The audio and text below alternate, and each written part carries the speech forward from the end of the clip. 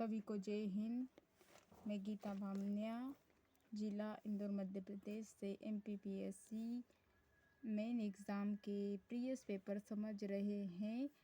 प्रश्न 3.4 का अथवा वाला समझेंगे। कुटुंब न्यायालय की अवधारणा और उसके क्षेत्राधिकार का वर्णन कीजिए। ये हमने समझ लिया था। इसका अथवे वाला समझेंगे। कुटुंब न्यायालय पारिवारिक विवादों को निराकरण के लिए गठित विशेष न्यायालय व्यक्ति का भरण पोषण, संरक्षण एवं पति पत्नी का संपत्ति से संबंधित विवाद का निराकरण करते हैं।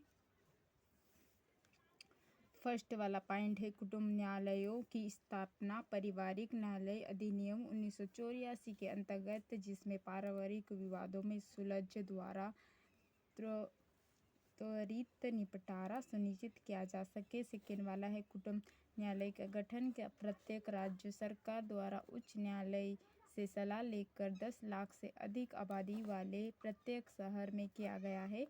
कुटुंब न्यायालय के अधिकार क्षेत्रों में शामिल विषय है जैसे विवाह, सेकेंड वाला है तलाक है और गुजारा भत्ता है, नाबालिग बच्चों का संरक्षण है, पांचवा वाला है पति पत्नी के संबंधित संपत्ति संबंधित मामले।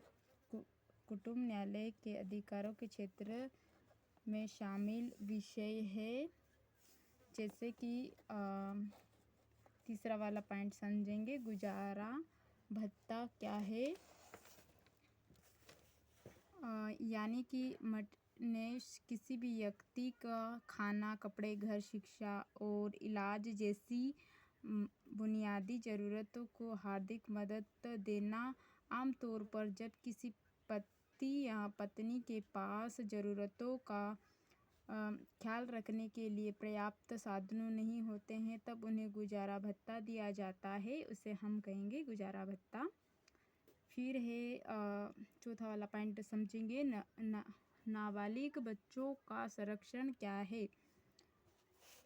नाबालिग बच्चों का संरक्षण। नाबालिग बच्चों का संरक्षण उनके स्वास्थ्य और संरक्षण का ध्यान रखकर उन्हें अपेक्षा, शोषण और दुर्व्यवहार, हिंसा, किसी भी तरह का जोखिम से बचाने के लिए किया जाता है। उसके लिए बच्चों को सहायता और पुनर्वास भी दिया जाता है, उसे हम नाबालिग बच्चों का संरक्षण कहेंगे। उसके बाद है भारत में कुटुंब न्यायालयों का क्षेत्राधिकार है पारिवारिक न्यायालय अधिनियम धारा 7 और फर्स्ट वाला है उसके अनुसार पारिवारिक न्यायालय निम्नलिखित मामलों पर निर्णय लिए जा सकते हैं। इसका फर्स्ट वाला पॉइंट है मामलों में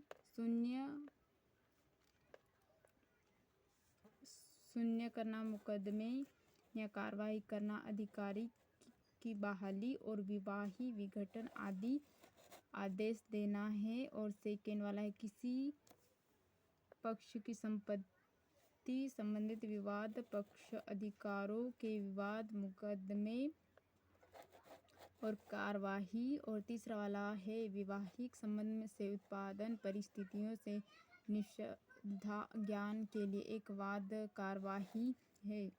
चौथा वाला किसी व्यक्ति का विधेयता के रूप में घोषणा के लिए एक मुकदमे कार्यवाही है। पांचवा वाला है CRPS धारा 125 के अंतर्गत भरण पोषण मुकदमे कार्यवाही है।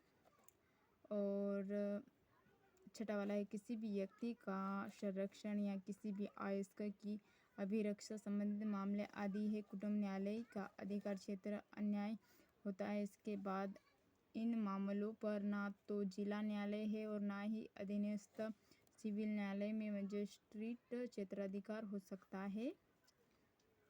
हम अब समझेंगे। प्रश्न है 3.5 भारत में कुपोषण से निपटने के लिए ICDS संदर्भ उद्देश्य की चर्चा कीजिए।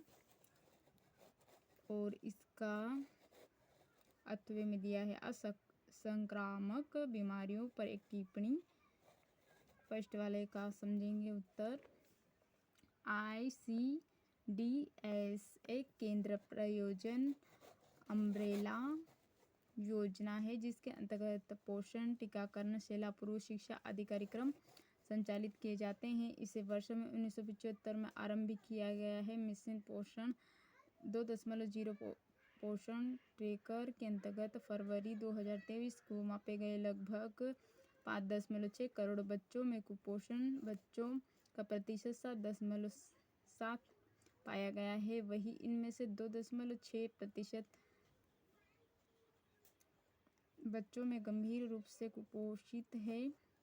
भारत में कुपोषित से निपटने के लिए यह एक लक्षित कार्यक्रम है। इसका उद्देश्य है, फर्स्ट वाला है 0-6 वर्ष आयु वर्ग बच्चों में पोषण, स्वास्थ्य सुधार और सेकंड वाला बच्चे के संपूर्ण विकास के लिए शाला पूर्व शिक्षा व्यवस्था करना है। और तीसरा है मातृ मृत्यु दर में कुपोषण में कमी लाना है। चौथा है गर्भवती महिलाओं में उचित पोषण और स्वास्थ्य शिक्षा प्रोत्साहित करना है। कुपोषण निपटाने के लिए ICDS के अंतर्गत निम्नलिखित योजनाएं संचालित की जा रही है। जैसे आंगनवाड़ी में सेवा योजना, उसका लक्षित वर्ग 0-6 आयु वर्ग गर्भवती महिलाओं और स्तनपान करने वाले माताओं। सेकंड वाला है इसके अंतर्गत पूरक पोषण स्कूल पूर्व अनौपचारिक शिक्षा, पोषण, स्वास्थ्य शिक्षा, टीकाकरण, स्वास्थ्य जांच तथा रिफिल सेवाएं शामिल है। तीसरा वाला है पूरक पोषण रूप में यह कार्यक्रम कुपोषण निपटाने के लिए अखिल भारतीय देश निर्धन परिवार उनका विशेष महत्व, क्योंकि निर्धनता कुपोषण गहरा संबंध होता है। जैसे कि असंक्रामक के रोग क्या है, पोषण अभियान। फर्स्ट वाला इसमें पोषण अभियान में 2.4 शामिल है। इसका सेकंड वाला है इसका उद्देश्य छोटे बच्चों महिलाओं में स्टैटिक अल्पपोषण तथा एनीमिया में कमी लाना है। तीसरा वाला पोषण अभियान में 2.0 के अंतर्गत पूर्ववत लक्ष्यों के साथ प्रौद्योगिक प्रयोग को बढ़ावा दिया गया है। चौथा है इसके अंतर्गत पोषण की स्थिति सॉफ्टवेयर पर आधारित निगरानी की जाएगी और साथ ही सामुदायिक भागीदारी लोगों को पोषण संबंधी व्यवहार परिवर्तन लाने का प्रयास किया जा रहा है। राष्ट्रीय क्रंच शिशु गृह योजना है।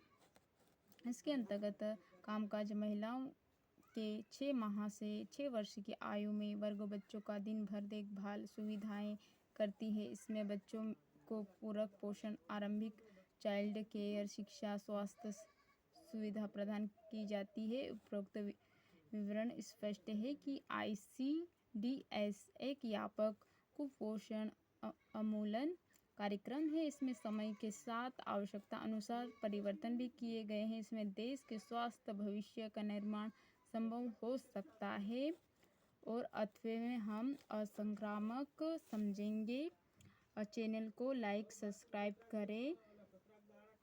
धन्यवाद।